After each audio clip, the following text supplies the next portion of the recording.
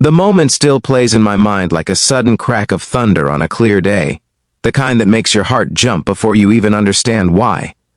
It was supposed to be a quiet morning on the Oregon coast, the kind where the ocean breathes slowly and the sky looks wide enough to forgive anything.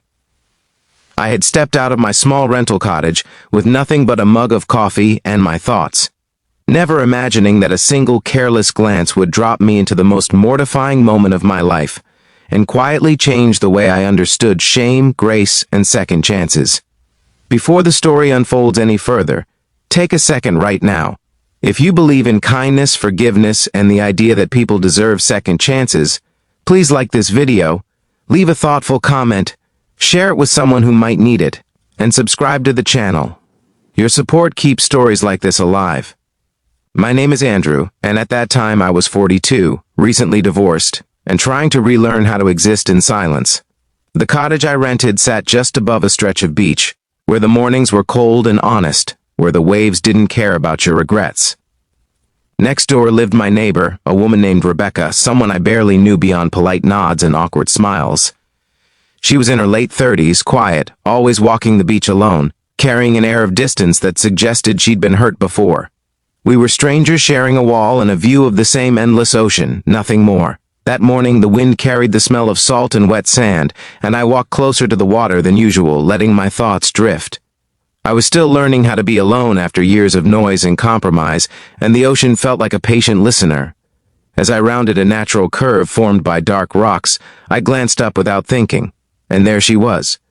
Rebecca stood closer to the shoreline, facing the water, unaware of anyone else's presence. She had removed part of her swimwear, likely to avoid harsh tan lines or simply to feel free for a moment. It was brief, unintentional, and immediately overwhelming. My mind froze in disbelief, my body betraying me by not looking away fast enough. Shame hit me like ice water. Before I could turn, before I could disappear into the sand, she sensed movement. She turned. Our eyes met. Time stretched into something cruel and slow, and in that instant, I knew I had crossed an invisible line, even if by accident. Her expression shifted from calm to shock, then to something sharper, hurt mixed with embarrassment.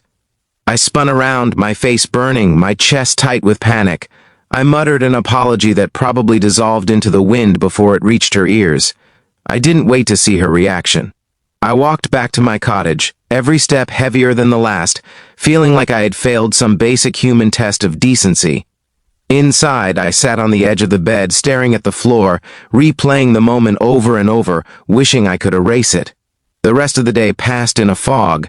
Every sound outside made me flinch. I avoided the windows, I avoided the beach, I avoided the thought of running into her again.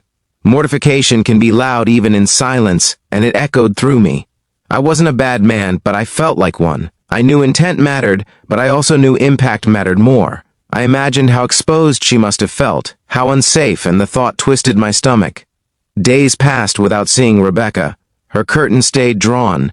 The beach outside her place was empty. Guilt settled into me like damp sand in shoes, impossible to shake out.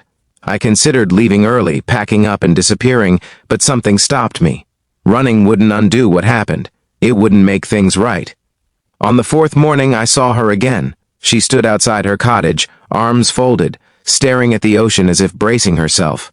I hesitated, then slowly approached, keeping my distance, my hands visible, my posture small. I didn't speak at first. I just stood there, letting the silence say what words couldn't. Eventually, I managed to explain, carefully, without excuses, without minimizing what happened. I told her I was deeply sorry, that it was an accident, but that I understood if she felt violated or angry. I told her I hadn't stopped thinking about it since.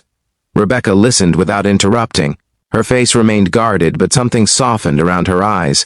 She told me in a quiet, steady way that it wasn't the first time she'd felt exposed in her life. That morning had triggered old wounds, moments where her sense of control had been taken without consent. Hearing that felt like another wave crashing into me. I hadn't just embarrassed her, I had reopened something fragile. But then she surprised me. She said she believed me. She said she could see the shame in my face that morning, and now. She said accidents happen, but what mattered was what followed.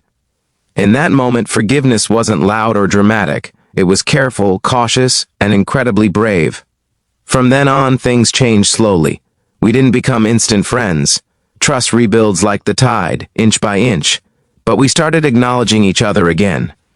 We shared the beach at different times, then eventually the same time. Conversations grew from weather to books to loss. I learned she had lost her husband, a man named Thomas, in a sudden accident years earlier, and the ocean was the only place she felt close to peace. I shared my own story of a marriage that ended quietly, painfully, without villains, just exhaustion. What began as a mortifying mistake became a lesson in humility. I learned how fragile dignity can be, and how powerful accountability is. I learned that respect isn't just about intention but awareness, and Rebecca, in her grace, showed me that forgiveness isn't weakness, it's strength wrapped in caution. As weeks passed, the ocean became our shared ground, not as neighbors forced together by geography, but as two people healing in parallel. There was no romance promised, no cinematic ending where everything ties neatly together. But there was something better: mutual respect, understanding, and the quiet knowledge that one painful moment didn't have to define us. If this story is touching something inside you, if it's reminding you of a moment you wish you could undo or a forgiveness you struggled to give, please pause near the end of this video to like, share, and subscribe. Your engagement helps stories of humanity and healing reach others who may need them. And before the ending, I have one special request. Please comment below and share your thoughts or a moment when kindness changed the outcome of a difficult situation in your life. Your words might help someone else feel less alone.